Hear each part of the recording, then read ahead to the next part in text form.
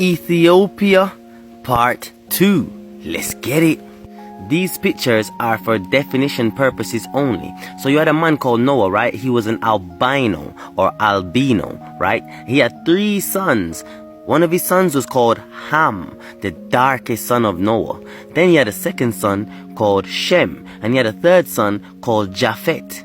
Now all of his children were dark-skinned. But Ethiopia specifically, look on this one, the darkest son of Noah, Ham. So remember I showed you that Ham had 4 sons, right? And if Ham is the darkest son of Noah, that means all of his 4 sons should be as dark as him, right? You know, Cush, Put, Canaan, and Mizrahim, which is supposed to be Egypt, but yet you got some light-skinned people living in Egypt right now. They're not the real Egyptians. Now, before I go any further, I need to show you something. Can somebody be 2 nations? 2-nation theory, it's a theory. No one can actually be 2 nations. Pause and read. Nobody can be 2 nations. You only can be 1 nation.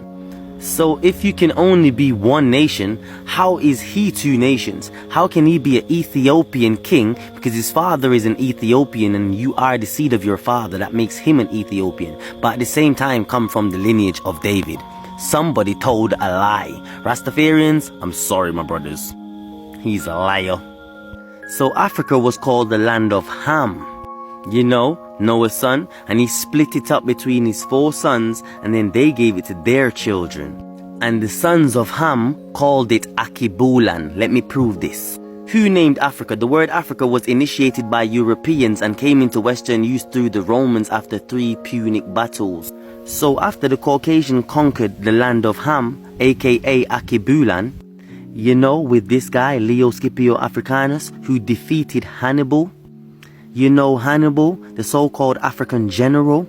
Leo Scipio Africanus defeated him. Africa's real name, Akibulan, according to experts. The experts are the people living in the country. So after this Caucasian killed Hannibal and took over Akibulan, he named it Africa.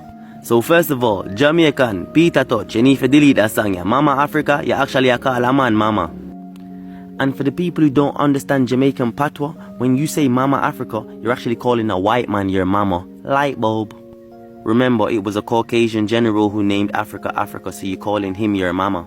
So the Israelites, who are my skin tone because they're my ancestors, come from Shem, and the Ethiopians come from Ham. This language is not Hebrew.